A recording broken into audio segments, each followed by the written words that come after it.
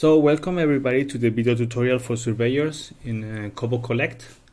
If you're watching this video, it means that you're going to be collecting data with Cabo Collect, of course. So I will walk you through the different options and how to use it. So hopefully you feel ready to do a great interview in the field, and you are not. And I mean, the constraint is not that you don't know what is expected or how the software works. Okay, the first thing, once they have given you a tablet or phone with Android, so an Android device, you will have to check two things by swiping twice in the top. You will have to make sure that the location is active. In my phone, in blue means active and gray means not active. And also make sure that the Wi-Fi is not active. So it should be in my phone like this, Bluetooth in gray. I'm not going to remove it now because my phone is connected to my computer, so it will stop the screen, but it should be off. All right, so first rule, always in the morning, make sure that you have the location on and the Wi-Fi off. Okay, once you have done that, you have to make sure that before you leave the office, you have fixed the GPS at least once. So in this case, I have downloaded a GPS app called GPS Status, so I can open it and it's looking for a GPS locations. I'm going to go out of the room for just for a minute so I get a fix, and once you get a fix, I will come back.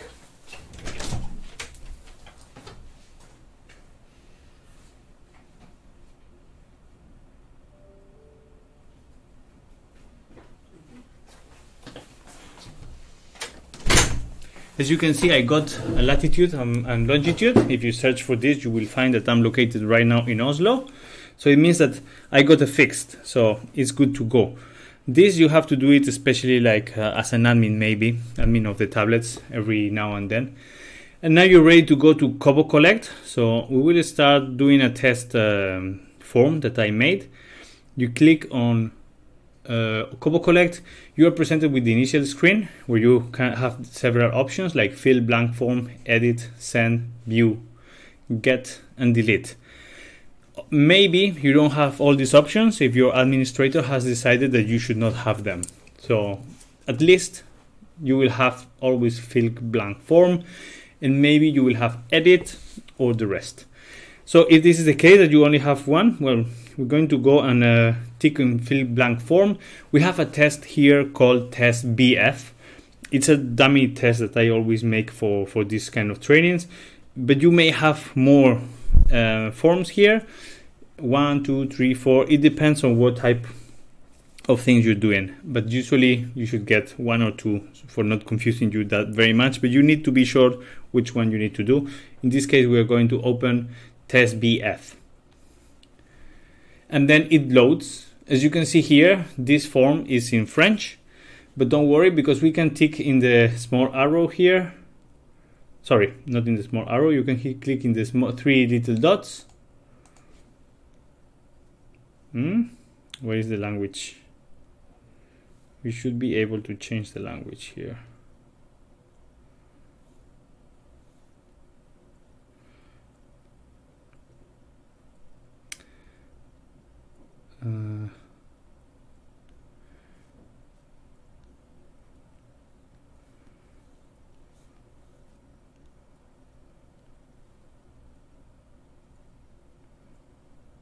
I had deleted one thingy. So we go back to fill blank form, the test form, and now we can change the language to English. I'm sorry about this. And now our form is in English.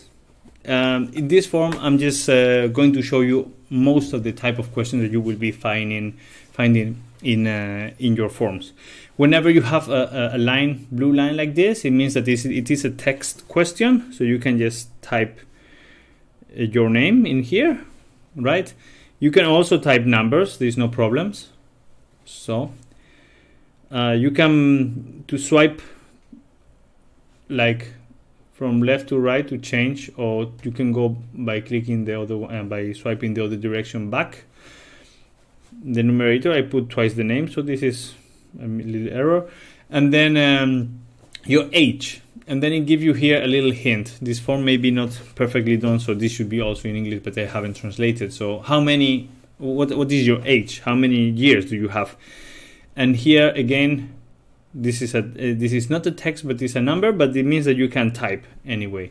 So I will type my age here, 40, and go again. Gender, you have to choose your gender. Are you a male? Are you a female? So in this case, I'm a male, and I pass. Post in my organization, I'm a wash person, so I type wash. This is a text again. What is your height? Oops, big typo here. So for example, is 1.78. So this is in meters. This means that this you can type 1.83, which is my age. If you realize, this is a slightly different than this other question where I could not type. If I am to type a dot, it don't allow me, because this is a age thing. You can have 40, you can have 30, but you don't say usually 40 and a half. So this is an integer, whereas this one is a decimal. You can type decimals. You don't see it from here, but if you feel that you cannot type a dot, that may be it. How many brothers and sisters do you have? I have 25. Why not? And then Geopoint. So it means that I'm going to collect a Geopoint. Again, you click in collect, and it will collect it. I'm going to go out for a little second again to get the fix and come back.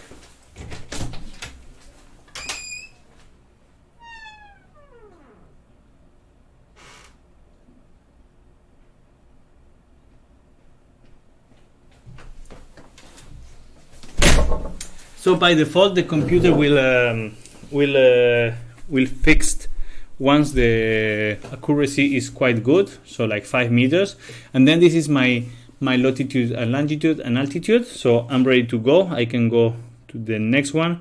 Remember that the GPS coordinate can only be located when you are outside of a building. If you are in a building with roofs and you're in a room, it won't probably work. But if you are at the gate, it will work. Maybe if you're like in a small hut with the straws or something like this, it will work as well.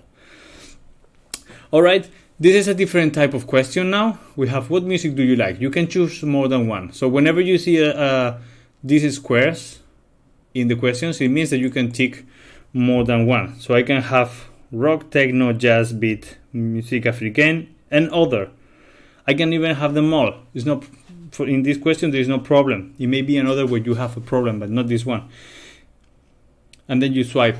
And then, as I say, if others specify, I can write here another type of music that I like. I like flamenco because I'm from Spain. So I can type flamenco. Or you can even type flamenco and beats. Right? So you can, this is another question that is just text. But this question only comes if I tick other. If I untick other, I will not have it asked.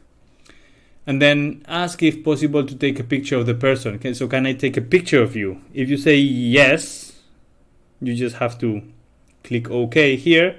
And then the next question will ask you to take a picture. And then you can go and take a picture, like this one. I take a picture, and if I like this picture, I can just say OK, and then it's already ready to be sent. And then you could also gather a signature, which is not seldom used, but you can do the phone, the signature with your phone.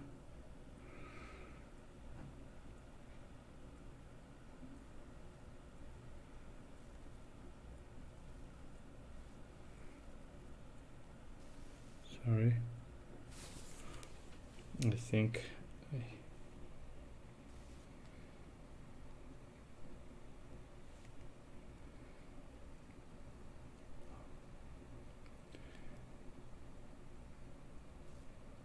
save and close. Sorry for that. And then you will have gathered the signature. And then this is another type of question that is not really a question, it's a note. Thank you very much for your help. No need to ask anything, this is just a note. and then once you see this form here, it's finished. This screen, it makes this is the name, mark as finalized, and save and exit. You tap there and then you go out. Now you have a finalized form. If you have seen, you had it here for a second and then it went out because it's already sent. And then you can see that we have sent some form, including this test BF, that it was sent today, June the 6th at 10:05, which is now. So we are right. You cannot see it because it's automatically deleted once it's sent, but this is like the log of what we have sent. That would be most of it. You could also, if you don't finish your form, you could have edited here. And I will show you also another thing that you can do is once you're filling a blank form, right? If you type in this small thingy, in this small arrow here, you can navigate straight away to the question you need to go. So this is a quicker way of going. Because for example, maybe you do 1, 2, 3, 4, 5 questions, but then you want to skip these other 3 because maybe you have to visit a latrine and it's too far, and you prefer to visit the kitchen before, which is very close, so you can skip and then come back. Okay. Some of the questions will be compulsory, and you may get an error message if it's not typed. So for example, if it has a small asterisk here, a red asterisk here, it means that it's compulsory, that you have to submit an answer. Otherwise, it will come here a message saying that it's compulsory. But the forms are usually guiding you through the process, and you shouldn't have too much of a problem. And I think that's about it for this tutorial. Thank you very much for your time. If you have doubts, you can go back, play it again, or ask questions to the person that is training you, that will probably know more than you do at this minute. Thanks.